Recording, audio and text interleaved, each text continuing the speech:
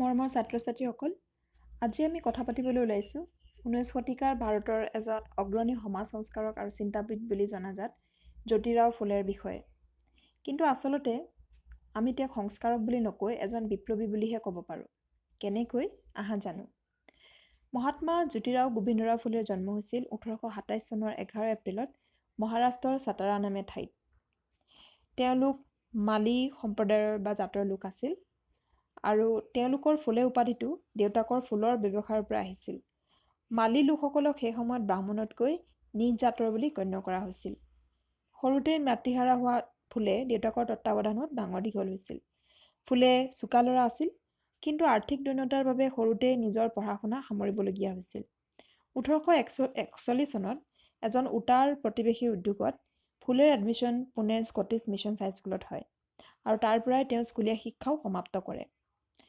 মাথো 13 বছৰ বয়সতে জ্যোতিৰাওৰ বিয়া হয় সাবিত্ৰীবাই ফুলেৰ সৈতে। সাবিত্ৰীবাই ফুলে কোন, সেই বিষয়ে আমি পিছত কথা পাতিম। সাবিত্ৰীবাই ফুলে আৰু জ্যোতিৰাও ফুলেৰ এটি তুলনীয়া পুত্ৰ আছিল য়াশৱন্ত বুলি। জ্যোতিবাৰাও ফুলে তেখেতৰ গোটেই জীৱন নিম্ন জাতৰ লোকসকলৰ উন্নতিৰ হকে কাম কৰিছিল। তেওঁ উচ্চ বৰ্ণৰ লোকসকলে নিম্ন বৰ্ণৰ লোকৰ প্ৰতি যি সামাজিক বৈষম্য আৰু অবিচাৰৰ দ্বাৰা শোষণ চলাই গৈছিল তাৰ তীব্ৰ বিৰোধিতা কৰিছিল। তাৰোপৰি তেওঁ দেশত বিধৱা বিবাহ আৰু স্ত্ৰী শিক্ষাৰ প্ৰচাৰ আৰু বাল্য বিবাহৰ বিৰুদ্ধেও হোৱা আন্দোলনৰ বাটকটীয়া আছিল। তেওঁ ছোৱালীৰ বাবে প্ৰথমখন স্কুল 1848 চনত পুনেত আৰম্ভ কৰিছিল। জ্যোতিবা ফুলেৰ উৎসাহতে পঢ়িবলৈ শিকা সাবিত্ৰীবায়ে তাত নিয়মীয়াকৈ পাঠদান কৰিছিল। 1873 চনত তেওঁ সত্যশুদ্ধ সমাজ প্ৰতিষ্ঠা কৰিছিল। এই সমাজৰ প্ৰধান লক্ষ্য আছিল নিম্ন বৰ্ণৰ লোকসকলৰ সম অধিকাৰৰ বাবে যুঁজা। 1888 চনত বম্বেৰ এখন সভাত ফুলেক মহাত্মা উপাধিৰে বিভূষিত কৰা হৈছিল। জ্যোতিবা ফুলে কেতিয়াও মনুবাদী বৰ্ণপ্ৰথাক বিশ্বাস কৰা নাছিল আৰু উচ্চ জাতৰ লোকসকলে নিম্ন জাতৰ লোকসকলৰ প্ৰতি কৰা অন্যায়ৰ প্ৰতিবাদ কৰি আহিছিল।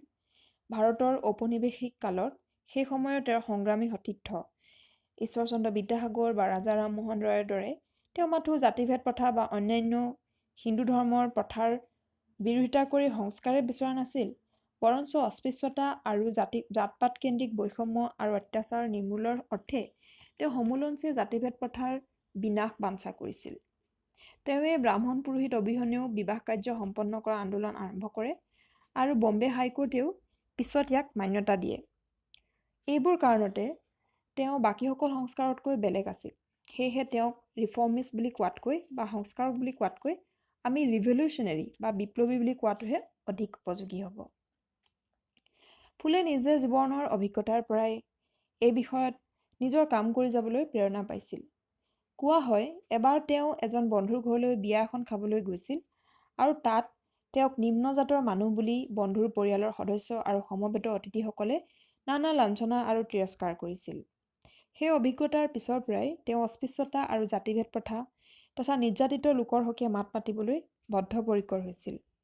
তেওঁ মাইথলজী বা ধৰ্মীয় আখ্যানৰ কথা শুনাতকৈ ঐতিহাসিক আৰু বিজ্ঞানসন্মতভাৱে জাতিভেদ প্ৰথাৰ উৎস সম্পৰ্কে জানিবলৈ চেষ্টা কৰিছিল আৰু লগতে আনকো এই সম্পৰ্কে সচেতন কৰিবলৈ তেওঁ চেষ্টা কৰিছিল। তেখেতৰ বিখ্যাত গ্ৰন্থ গোলামগিৰিত তেওঁ লিখিছে, सैकड़ों साल से आज तक शूद्राति अतिशूद्र अछूत समाज, जब से इस देश में ब्राह्मणों की सत्ता कायम हुई तब से लगातार जुल्म और शोषण से शिकार है। অৰ্থাৎ হেজাৰ বছৰৰ পৰা আজিলৈকে দেশত ক্ষুদ্ৰ নমক্ষুদ্ৰ অস্পৃশ্য সমাজ যেতিয়াৰ পৰা ব্ৰাহ্মণসকলৰ ৰাজত্ব স্থাপন হৈছে তেতিয়াৰ পৰা একেৰাহে অত্যাচাৰ আৰু শোষণৰ চিকাৰ হৈছে। সমাজৰ বঞ্চিত শ্ৰেণীৰ মৰ্মবেদনাই তেওঁক নাৰীসকলৰ ওপৰত চলা শোষণৰ বিৰুদ্ধেও মাত মাতিবলৈ প্ৰেৰণা যোগালে। তেওঁ বিশ্বাস কৰিছিল যে একমাত্ৰ শিক্ষাইহে নিম্ন জাতিৰ লোক আৰু নাৰীসকলক সামাজিক বৈষম্য আৰু শোষণৰ বাট মুকলি কৰি দিব। তাৰোপৰি সেই সময়ৰ ব্ৰাহ্মণ বিধৱাসকলৰ ওপৰত হোৱা অত্যাচাৰৰ প্ৰতিবাদ কৰি বিধৱা বিবাহৰ সপক্ষেও আৰু লগতে বাল্য বিবাহৰ বিৰুদ্ধেও তেওঁ মাত মাতিছিল। বিধৱাসকলৰ বাবে তেওঁ আৰু সাবিত্ৰীবায়ে মিলি আশ্ৰমো খুলিছিল। এই গোটেই কামবোৰ কৰিবলৈ যাওঁতে জ্যোতিবা ৰাও আৰু সাবিত্ৰীবায়ে বাধা পাইছিলনে? নিশ্চয় পাইছিল। বিশেষকৈ উচ্চ জাতৰ লোকসকল নাৰী শিক্ষাৰ ব্যৱস্থা কৰাৰ বাবে পুৰুষ সমাজ ফুলে দম্পতীৰ ওপৰত বিতুষ্ট হৈছিল। তেওঁলোকে আনকি ফুলেক তেওঁলোকৰ নিজৰ পৰিয়ালৰ পৰাও বিতৰণ কৰোৱাইছিল।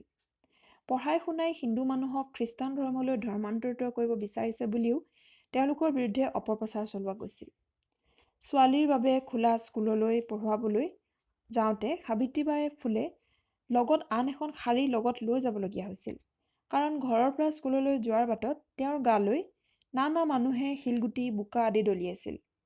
তেজেৰে ৰাঙলী হওক অথবা বোকাৰে লুতুৰি পুতুৰি সাবিত্ৰীবাই ভয়ত বিতত বা হতাশাত ভাগি নপৰি কাপোৰ সলাই শিক্ষাদানত নিমজ্জিত হৈছিল।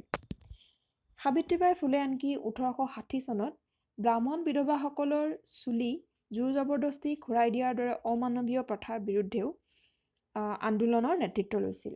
তাৰোপৰি তেওঁ শিক্ষাৰ প্ৰয়োজনীয়তাৰ ওপৰত কবিতাও লিখি প্ৰচাৰ কৰিছিল। এইখন এখন ফটো তোমালোকে চাব পাৰা। ইয়াতে 3গৰাকী মহিলা আছে, লগতে 2টি সন্তান। বাওঁফালৰ মহিলাগৰাকীৰ নাম হৈছে সগুনা বাই আৰু সোঁফালে বহি আছে সাবিত্ৰীবাই আৰু ওপৰত থিয় হৈ আছে ফাতিমা শ্বেখ। এই 3গৰাকী মহিলা আৰু লগতে কেইজনমান পুৰুষ শিক্ষক লগ লাগিয়ে তেওঁলোকে ছাত্ৰীৰ কাৰণে খোলা স্কুলত শিক্ষাদান কৰিছিল।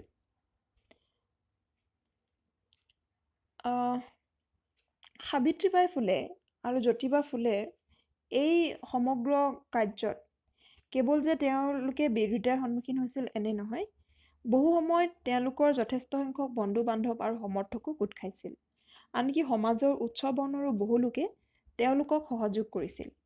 কাৰণ নিশ্চিতভাৱেই জ্যোতিবা ফুলে ব্ৰাহ্মণ্যবাদৰহে বিৰোধিতা কৰিছিল, ব্ৰাহ্মণ লোকৰ নহয়। সেই সময়ত ব্ৰিটিছৰ বিৰুদ্ধে ভাৰতীয়সকল সচেতন হ'বলৈ ক্ৰমে আৰম্ভ কৰিছিল। কিন্তু ফুলে মনে প্ৰাণে বুজি পাইছিল আৰু বিশ্বাস কৰিছিল যে সমাজখন ভিতৰৰ পৰা সলনি নহ'লে, সমাজৰ সকলো সদস্যৰ সম অধিকাৰ আৰু সন্মান নিশ্চিত নহ'লে ৰাজনৈতিক শাসকৰ পৰিৱৰ্তনে ভাৰতৰ আচল পৰিৱৰ্তন বা উত্তৰণ সাধন কৰিব নোৱাৰে। গতিকে ভাৰতীয় মানসিকতাৰ ভিতৰৰ পৰা পৰিৱৰ্তন আৰু উত্তৰণ কামনা কৰিছিল বাবেই তেওঁ ধৰ্মীয় অন্ধবিশ্বাস, কুসংস্কাৰ আৰু সামাজিক বৈষম্যমূলক কুপ্ৰথাসমূহৰ বিৰুদ্ধে আজীৱন যুঁজি গৈছিল। জ্যোতিবা ফুলেৰ দৰ্শন তেওঁৰ নিজৰ জীৱনৰ লগত সঁচাকৈ মিলি যোৱা আছিল। তেওঁ মুখেৰে কোৱা কথাক হাতে কামে নিজৰ জীৱনতো প্ৰয়োগ কৰিছিল আৰু সেয়েহে আন বহু তথাকথিত সংস্কাৰকৰ ভণ্ডামি ভৰা ব্যক্তিগত জীৱনক তেওঁ সমালোচনা কৰিছিল। 1890 চনত তেখেতৰ দেহাৱসান হয়। জ্যোতিবা ফুলেৰ এই সৎ আৰু সাহসী জীৱন পন্থাই ভাৰতীয় সংবিধানৰ প্ৰণেতা B.R. আম্বেদকাৰক ইমানেই অনুপ্ৰাণিত কৰিছিল যে তেওঁ ফুলেক নিজৰ পথ প্ৰদৰ্শক বুলি মনেৰে মানি লৈছিল। গতিকে এই সময়ত থিয় হৈ ভাৰতত য'ত এতিয়াও নিম্নজাতৰ লোক আৰু নাৰীৰ প্ৰতি অন্যায় আৰু বৈষম্য শেষ হৈ যোৱা নাই, এতিয়াও ভাৰতৰ কেৱল 65% নাৰীহে সাক্ষৰ, এতিয়াও য'ত নেশ্যনেল ক্ৰাইম ৰেকৰ্ডছ ব্যুৰোৰ প্ৰতিবেদন মতে দলিতৰ ওপৰত যোৱা কেইবছৰমানত উচ্চ বৰ্ণৰ মানুহৰ অত্যাচাৰ বৃদ্ধি পাইছে আৰু আনকি সেই দলিতসকলৰ ভিতৰতো অধিকাংশই মহিলা। এই সময়ত থিয় হৈ আমি জ্যোতিবা ফুলে আৰু সাবিত্ৰীবাই ফুলে দুয়োজনৰে সাহস আৰু মহানুভৱতা, দূৰদৰ্শিতা আৰু অৱদানক শ্ৰদ্ধাৰে সোঁৱৰাৰ লগতে নিজেও তেওঁলোকৰ জীৱনৰ কামৰ দ্বাৰা অনুপ্ৰাণিত হোৱা উচিত। মৰমৰ ছাত্ৰ ছাত্ৰীসকল, আশা কৰোঁ তোমালোকে অন্যান্য উৎসৰ পৰাও এই দুজন ব্যক্তিৰ বিষয়ে আৰু বেছি জানিবলৈ পঢ়িবলৈ চেষ্টা কৰিবা। আজিলৈ ইমানতে সামৰিছোঁ। ধন্যবাদ।